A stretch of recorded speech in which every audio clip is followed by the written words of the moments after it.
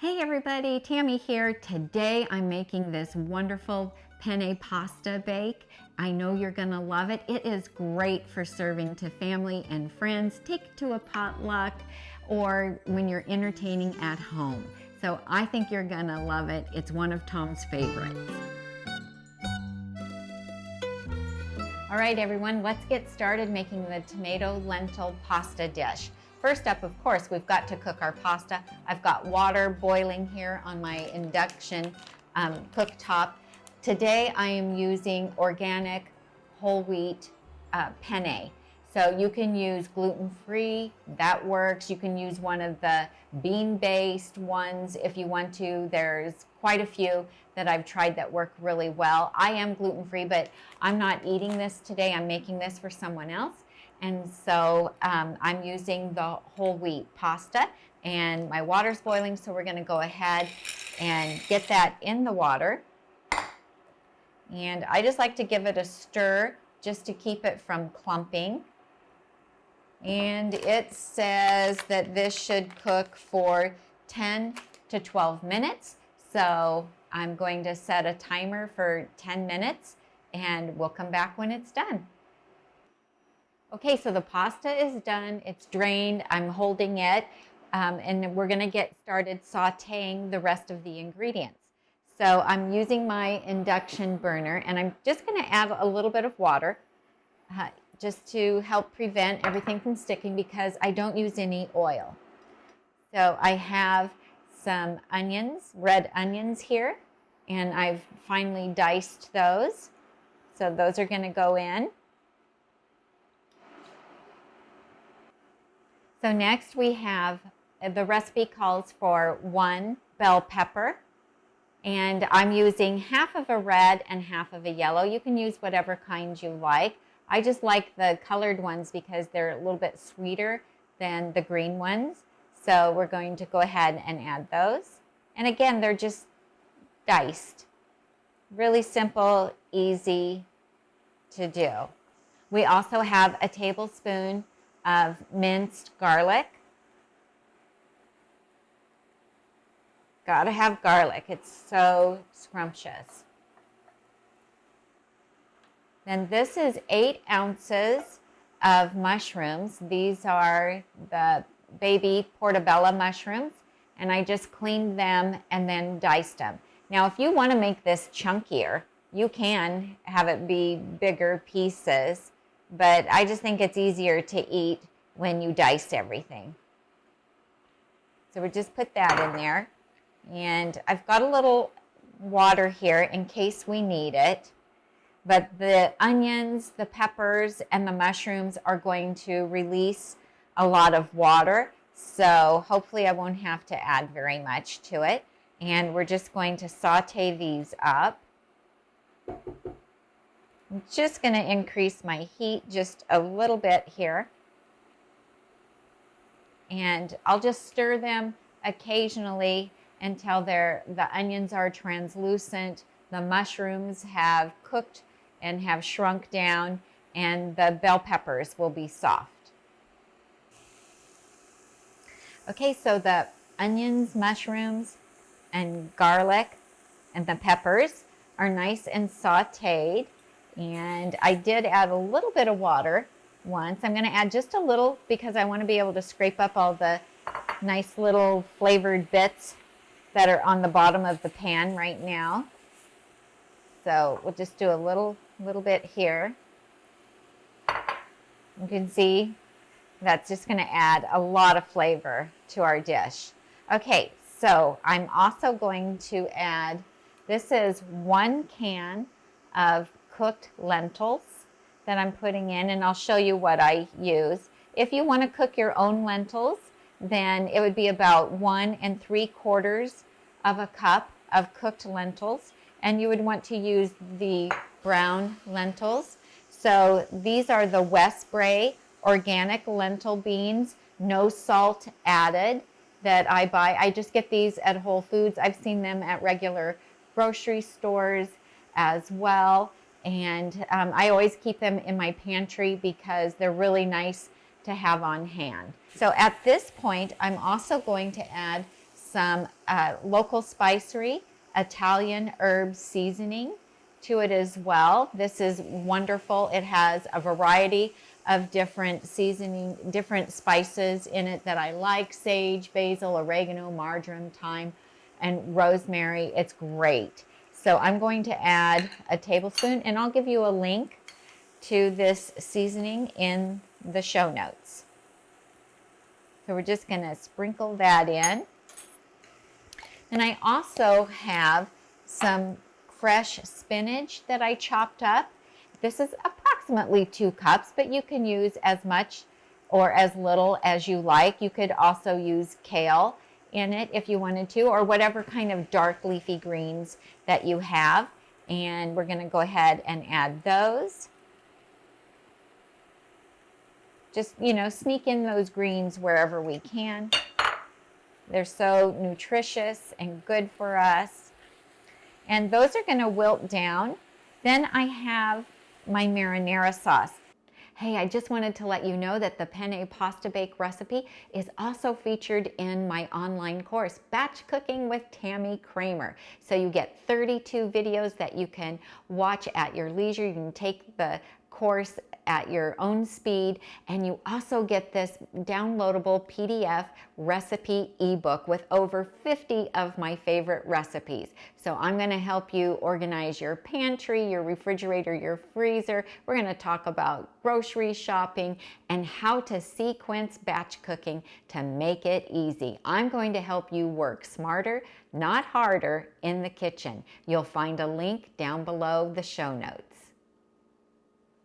So earlier today, I made my own marinara sauce. This is a classic marinara. It only takes about 30 minutes to make this marinara. I didn't want it chunky for this recipe, so I did use my Vitamix immersion blender to make it nice and smooth, because I can use that right in the pot with it. So I have 1 quart of it. That's 32 ounces. You can use a store-bought marinara if you want to. And the Well Your World company has a wonderful marinara that's salt, oil, and sugar-free. So we're just going to add that. And the rest of the marinara that I made, I put in the freezer, and then I'll have it for another recipe at another time. Okay.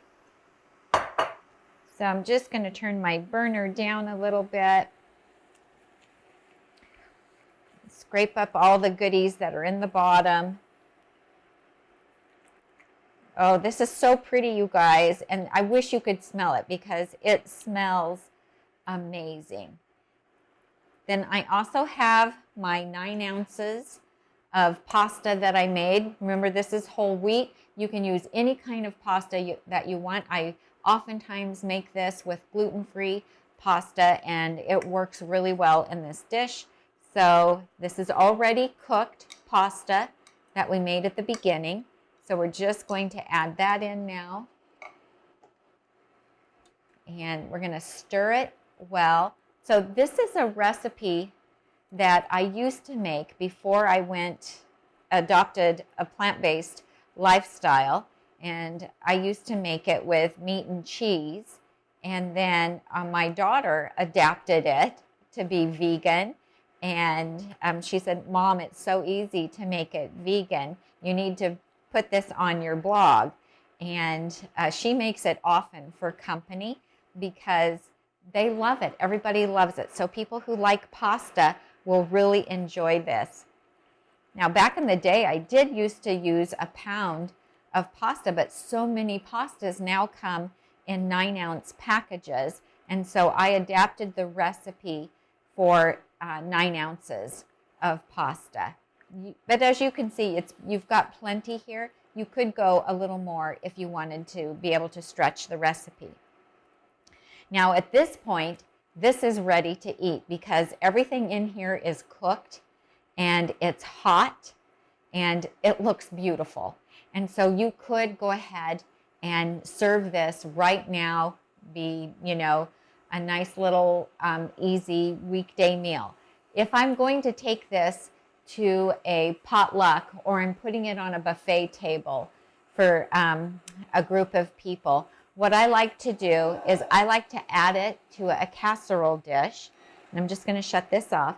I like to put it in the casserole dish, and then I like to sprinkle some faux Parmesan on top and some Kalamata olives and bake it. So that's what I'm going to do right now, and I'll show you what we do. So I'm just going to fill up my casserole dish.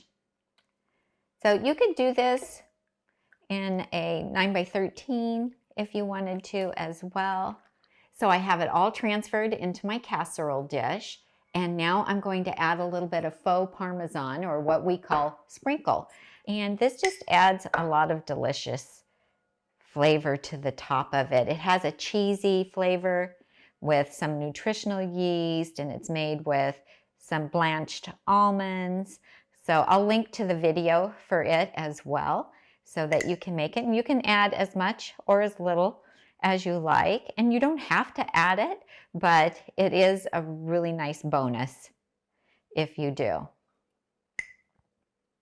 And my family really loves it. And then I also will put some on the table so they can add more to their individual serving if they want to. And then here I have some sliced Kalamata olives, and we're going to add those to the top as well for those who like them. If you have family members who don't like olives, then just serve these on the side. Also, I wanted to tell you, if you don't like mushrooms, you could try eggplant in place of the mushrooms, or you could use some diced zucchini as well. Both of those would be delicious. I know not everybody likes mushrooms, but we do. And I find if they're diced small enough, the kids in the family don't even know that they're there. Okay, that looks pretty good. And I'm just going to pop this into the toaster oven at 350 degrees for about 20 minutes. What I like about doing this is that the little topping, it kind of adds more flavor to it because it gets nice and warm and a little toasty. And also, if I'm going to take this to a potluck or I'm serving it on a buffet, then that hot pan just helps keep this nice and hot for a longer period of time. So when it's done, I'll pull it out of the oven and show you what it looks like. So the pasta just has a couple minutes left to bake, and so I'm going to go ahead and get some fresh basil ready for topping it. So we grow our own basil in the kitchen, right in our arrow garden. So it works out great. We love it. So we always have fresh basil on hand. So I'm just taking the freshly cut leaves and I'm stacking them. Started with the biggest ones on the bottom.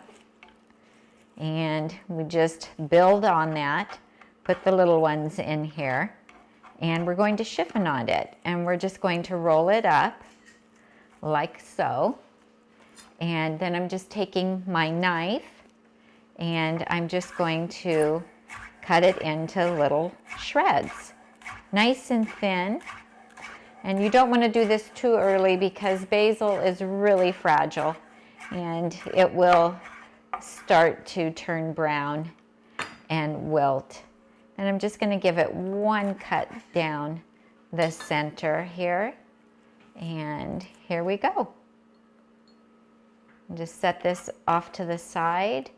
And then I also like to offer up when I'm serving this to company, I have a little bowl of extra fresh basil off to the side that they can add to it if they desire to, because it just adds so much flavor. It's wonderful.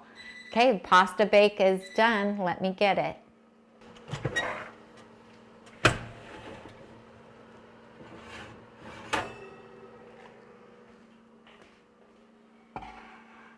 Wow, it looks amazing.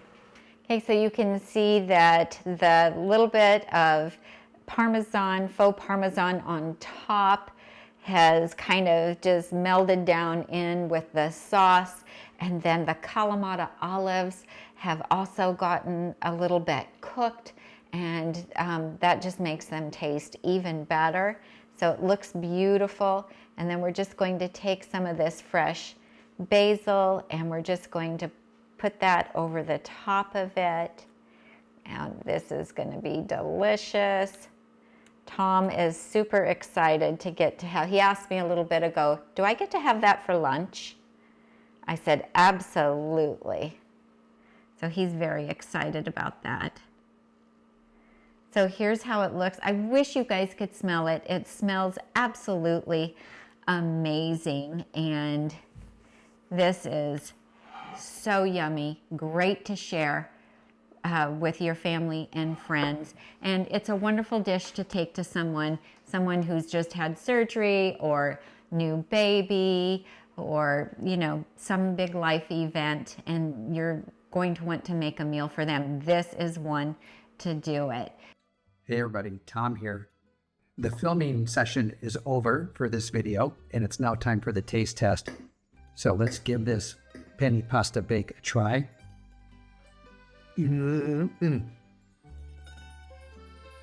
That gives me a shiver. Okay, you have to try this. And it's going to be on the blog. Links in description. Leave a comment after you make it on the video, how it goes for you. See you next time. Bye.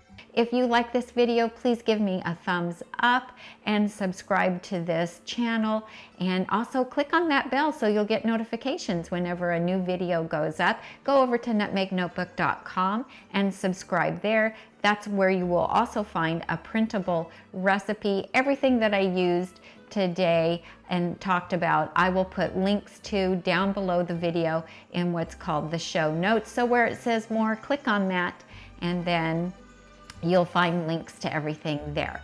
Thank you so much for watching. I'm Tami, and I help you get healthy and stay healthy, one meal at a time. Thanks for watching.